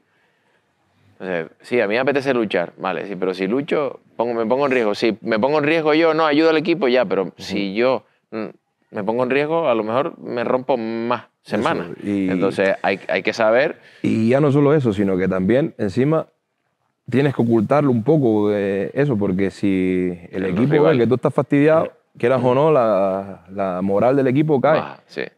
En algunos casos a veces puede pasar que al contrario, que sube, que es como, no, tenemos que cubrirlo, tal, pero a veces puede pasar que baje. Y yo siempre es una cosa que no he dicho en muchas partes y lo aprovecho esta época para decirlo porque en el fondo te molesta un poco. La final que yo pierdo en el 2024 en Lanzarote, la final regional, yo en aquel momento estaba teniendo unos problemas de espalda importantes que acabaron derivando en que me dio una asiática brutal. Pero de así de que dejé de sentir el dedo del pie, parte de la musculatura del gemelo y demás pues se desconectaron, dejaron de funcionar prácticamente, no te podías ni poner un calcetín, ¿sabes? Estaba fastidiado. Y eso te estoy hablando antes de una final regional, con todo lo que supone, todo el trabajo, todo lo que has hecho para llegar hasta ahí. Al final, metiéndote en una farmacia y buscando todas las ayudas médicas posibles, consigues llegar a la lucha, que por lo menos puedes agacharte, puedes hacer X cosas, pero sabes que no estás bien. Y encima, cuando estás luchando, en ese momento te vuelves a notar como el picotazo atrás y dices tú, es que no puedo hacer más. O sea, aunque quieras, no, tu cuerpo te lo impide. Pero claro, no quieres decir nada porque es algo que te ocultas para ti, porque, sobre todo por la moral del equipo, porque en el equipo, si sabe que tú estás fastidiado, puedes salir encima que una final, que es un entorno, ya de por sí que pones nervioso. Si el equipo sale sabiendo que el puntal está tocado, puede salir más de capa caída.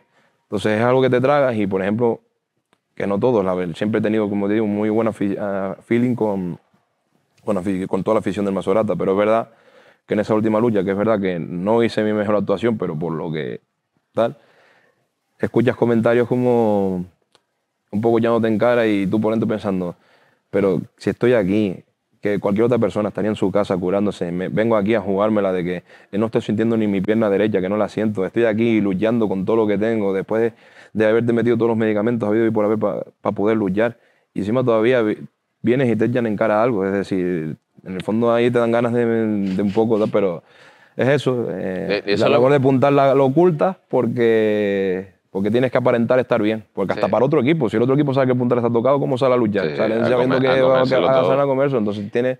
Pero la lucha es una faceta súper complicada, el tema de las lesiones, sobre todo cuando eres puntal, porque no te puedes permitir fastidiarte, o sea, tienes que intentar estar sano siempre, y encima si te fastidias tienes que recuperarte lo antes posible, incluso a veces acortando plazos que no son sanos, incluso a veces ya en el extremo de los casos tienes que luchar fastidiado y encima intentando mostrar que no estás fastidiado. O sea que imagínate cómo es ese tema siendo luchador. Pues vamos, tienes todo.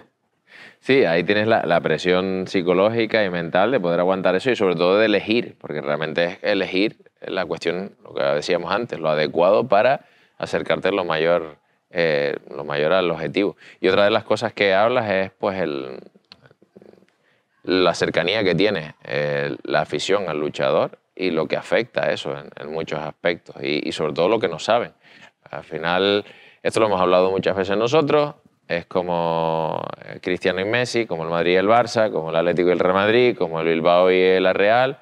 O sea, si uno lo hace medio mal y al otro es el peor, es el no sé qué, el mío es el mejor, no sé cuánto. Y eso, dentro de lo que cabe, es bastante chungo gestionarlo.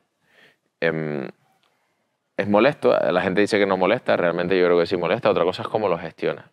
¿Cómo era eso antes y cómo es ahora en tu cabeza? Porque eso sí que lo hemos hablado y trabajado muchas veces, porque todo el mundo habla, hay foros, todo el mundo lo sabe. Ahora, sinceramente, ya es algo que no ocupa lugar en mi cabeza. Antes sí que intentaba un poco, pues, siempre mi ilusión, yo siempre lo he dicho, yo he querido ser el número uno en la lucha y me gustaría entrar en la lucha, en la historia de la lucha y de que cuando pasen 50 años la gente a lo mejor hable de mí como a día de hoy se sigue hablando del Parry o de Melquiades o del Pollito. Es lo que me gustaría intentar alcanzar. Y siempre pues eso, yo intentaba ser el número uno y como digo, intentar que la opinión general fuera que yo fuera el número uno. Que al final es algo que no puedes, con el paso del tiempo te das cuenta que no lo puedes controlar.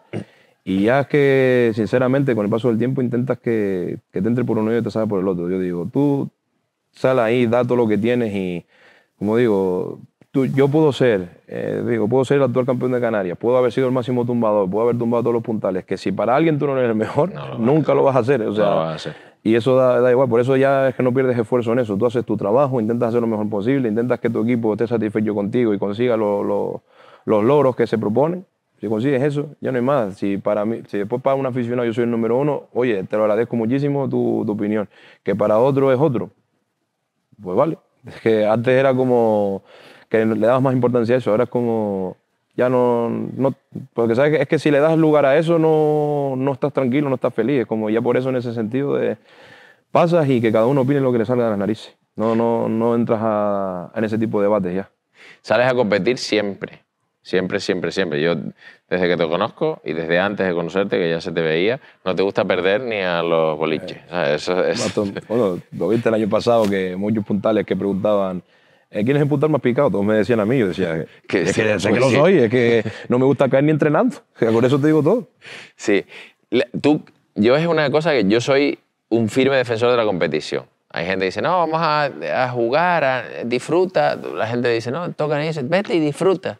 No, hay que competir. Yo creo que en un deporte, sea el que sea, si no compites, no disfrutas. Ya después podemos hablar de los resultados, o sea, si tú eres resultadista o lo que fuera.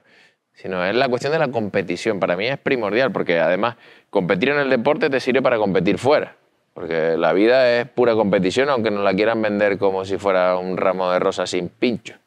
Es una competición en muchos aspectos. Y creo que para disfrutar, creo firmemente que para disfrutar del deporte hay que competir. O sea, el disfrute viene después. Y lo que estábamos hablando, independientemente del resultado. Porque hay veces que uno cae o no gana o lo que fuera, pero después mira un poco más atrás y se dio cuenta que en ese momento dio todo lo que tenía adentro.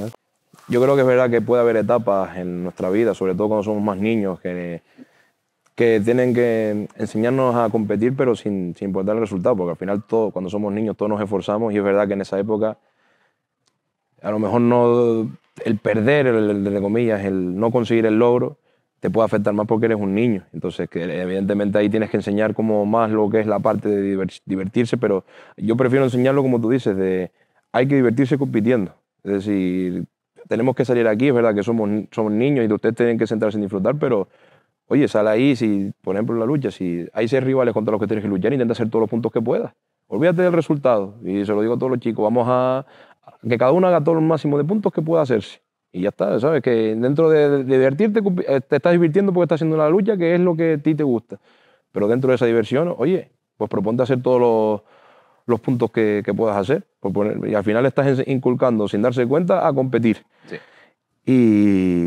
Y al final es que es un tema de que tú dices, creo que a día de hoy, por culpa de que, sobre todo yo creo que es por temas de la extensión de las redes sociales y de que muchas veces creo que hay gente que opina desde el resultadismo, al final muchas veces acaban incluso, no solo con la lucha, sino con todos los deportes, de que si no ganas un título, o sea, hasta no sirves para nada. Y es como, yo te hablo por ejemplo en mi caso, yo he visto temporadas en las que no he ganado títulos, que yo las miro a día de hoy para atrás y digo, posiblemente han sido de las mejores temporadas individuales en cuanto a rendimiento individual de mi carrera. Y a lo mejor no quedé campeón de Canarias, quedé subcampeón, pero es que después miro para atrás y es que digo, tío, tiré a todos los puntales de Canarias, a todos los con los que agarré, los tiré, a todos. Y después digo, por perder una lucha en 10 meses, que vale, que era la más importante, pero ¿te vas a decir que esa temporada fue mala? No, para mí eso me ha cambiado muchísimo la percepción de las cosas. Igual que la gente no se da cuenta de que no, si las finales, digo, para tú llegar a una final hay una fase, son 10 meses de camino. No es que llegas, te pongas ahí para llegar a una final y ya está. Tienes que haberte currado el llegar hasta ahí. Y si después la final te sale, pues ganas y disfrutas el campeonato, pero si no lo ganas, no es como que te quieren hacer vender, que si no ganas la final no sirves para nada. Eso es el relato de los resultadistas. O sea, para mí estar en una final es un curro, es un logro que tienes que valorar y que todo el mundo tiene que valorar. Entonces, yo creo que muchas veces es el problema, de que valoramos las cosas desde el mero resultado, sin darnos cuenta de todo lo que hay detrás, y que muchas veces, aunque no logres el resultado, no significa que seas un mal deportista. Es decir, el ejemplo lo tengo claro en Messi. Messi porque, por ejemplo, ganó la Copa del Mundo en 2022.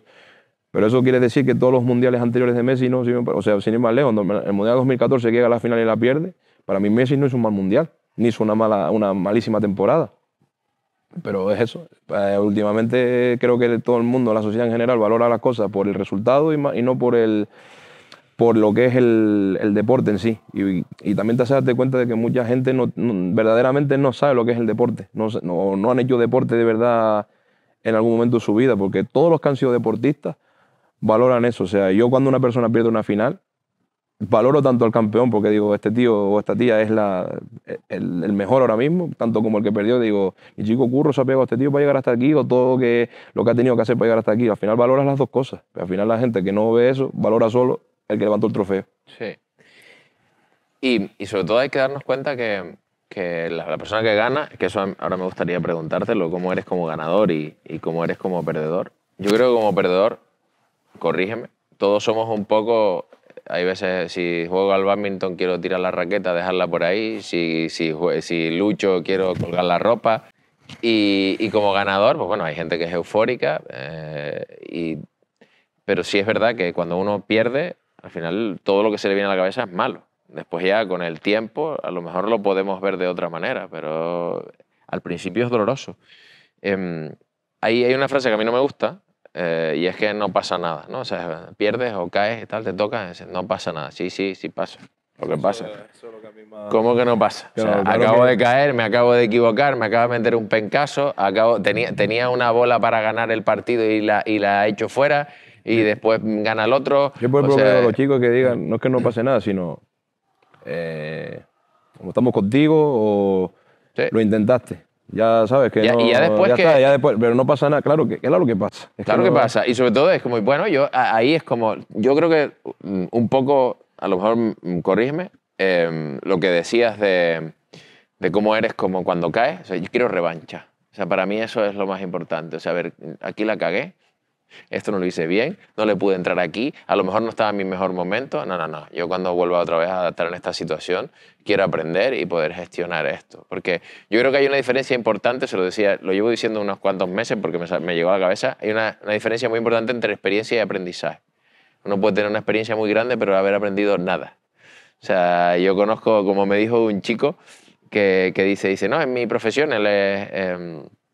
tiene que ver con la informática, programador y tal. Dice, en mi profesión hay mucha gente que tiene 5 años de experiencia. Dice, pero es que es el mismo año, 5 años repetidos. O sea, que solo ha aprendido esa parte porque ha ido rotando por empresas haciendo exactamente lo mismo. Entonces, es la diferencia entre la experiencia y el aprendizaje. O sea, yo puedo haber caído, tal, pero después vuelves a caer igual. Y vuelves a caer igual. Y vuelves a juntar las piernas y te vuelven a tirar.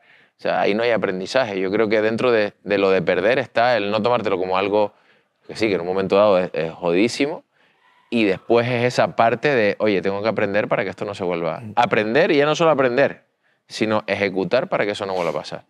Sí, y eso es algo que yo tengo desde pequeño, porque yo siempre tengo esa anécdota que, en este caso, Kiko González, que era el entrenador de las escuelas de Valleguerra, cuando yo estaba en ella, siempre lo contaba a mis padres, que estábamos en las finales de las escuelitas y nos tocaba, recuerdo, contra el Tijara Feguanche de Santa Úrsula, que tenía un chico que luchaba muy bien, y ese chico yo había hecho los 6 puntos.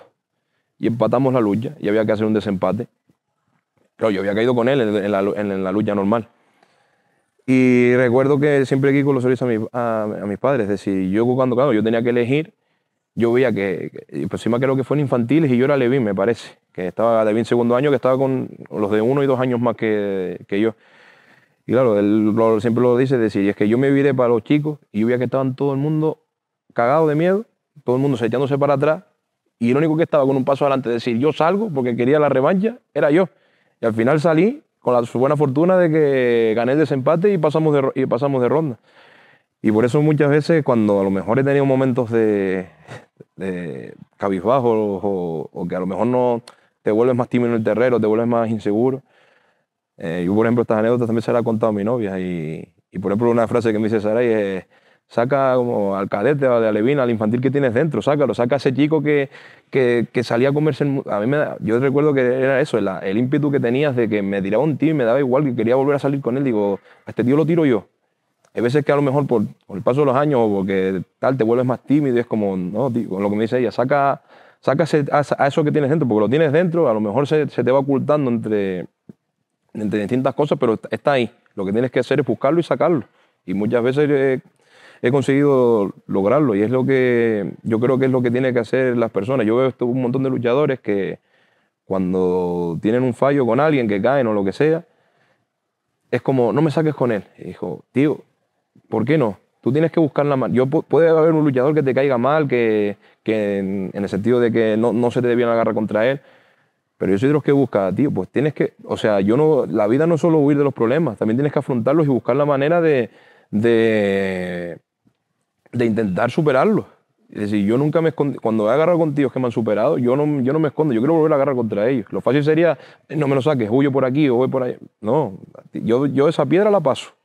Y a lo mejor toda mi vida agarraré y siempre esa piedra va a suponer un problema, pero de una manera u otra voy a intentar pasarla. Habrá días que no la pase, vale, pero otros días las paso. Y cuando llegue el momento que la haya pasado más veces de la que no he pasado, ahí es cuando yo creo que te tienes que sentir y mirar, hey, me costó, pero creo que lo conseguí. Y es lo que intento plasmar, sobre todo se lo digo a los chicos, ¿no? Es decir, no cojan miedo por caer, no cojan miedo porque al final muchas veces en la vida vas a fallar más de los aciertos que vas a tener. Sí. Al final siempre es una frase que yo, por ejemplo, me he quedado que de las que más icónicas me parece de Michael Jordan. Cuando le preguntaron lo del tiro libre o el último tiro del partido, dice, es que he fallado más tiros de los que he metido, pero lo sigo intentando y lo sigo intentando. Por eso al final la gente se queda más con los que he metido que contar, pero yo cuento todo. Siempre es eso de atreverte, de intentarlo. Y es lo que le intentas plasmar a la gente, que al final el deporte es tanto parte del deporte, la victoria como la derrota. Y tienes que saber lidiar con ambas y sobre todo cuando estés en la derrota. Para mí la gran diferencia que existe entre los grandes deportistas y los malos deportistas ya no es lo que ganen. Para mí la gran diferencia es que los buenos deportistas son que cuando se caen, se levantan y lo vuelven a intentar. El malo se cae, es como, bueno, ya no esto, ya no tal. Y yo no quiero autocompadecerme. Yo quiero, oye, me caí, me pegué un ostión, dolió, pero te limpias las heridas y continúas y lo voy a volver a intentar. Por más, aunque a veces lo típico, por más burlas que te hagan, por más eso de comentarios que te pueden hacer, me da igual. Yo lo voy a volver a intentar y voy a volver a estar aquí y esta vez voy a ganar, es lo que siempre pienso. Esa es una. Hemos llegado a las sillas de arriba, ya. O sea, ya estamos terminando la luchada. Espero y deseo que haya sido del agrado y que hayamos dado bastante espectáculo. Y me gustaría para cerrar, aparte de muchas cosas que hemos hablado, otras que se han quedado en el tintero y otras que han venido, que me dijeras a quién te gustaría ver sentado ahí. A quién, si pudieras decir, mira, quiero que venga da igual que sea, hombre, preferiblemente que lo pueda traer y que yo pueda mover. Te digo Michael Jordan y te meto en un compromiso, ¿no? ¿Eh? Te digo Michael Jordan y te meto en un compromiso, no creo que sea complicado. Pero ¿a quién te gustaría ver sentado ahí y que sea capaz de entrar con estas preguntas o con otras diferentes, dependiendo? Pues mira, yo creo que al final es que la tengo fácil, pero porque creo que tiene que contar bien su historia, que creo que porque mucha gente no la conoce y me gustaría que aprovechara esto para contarla y soltar muchas veces esos detalles que la gente no ve porque a lo mejor su desarrollo de la lucha fue en una época en la que no había tantas redes sociales. Pero de verdad que me encantaría que él las tendiera más y contara todas esas cosas que yo vi desde, como quien dice, desde mi cuarto, a veces cuando me asomaba al cuarto de él y vi todo lo que supone y todo lo que ha conseguido. Para mí todavía tiene más logro por todo lo que hay detrás y me gustaría que eso lo compartiera a mi hermano Marco. Bueno, pues Marco, ya sabes, me está apuntando. Así que tiene que venir por aquí a pasar por él. No, ya tendré que ir yo a los campitos entonces, con la misma. Pero sí, la apuntamos. Antes de que cierres, porque quiero que cierres tú, tengo algo para ti. ¿Regalo y todo? Sí, claro, por supuesto.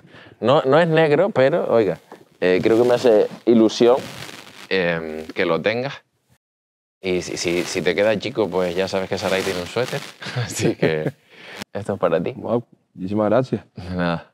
La verdad que seguramente lo voy a usar más de una vez cuando nos toque hablar antes de una lucha importante.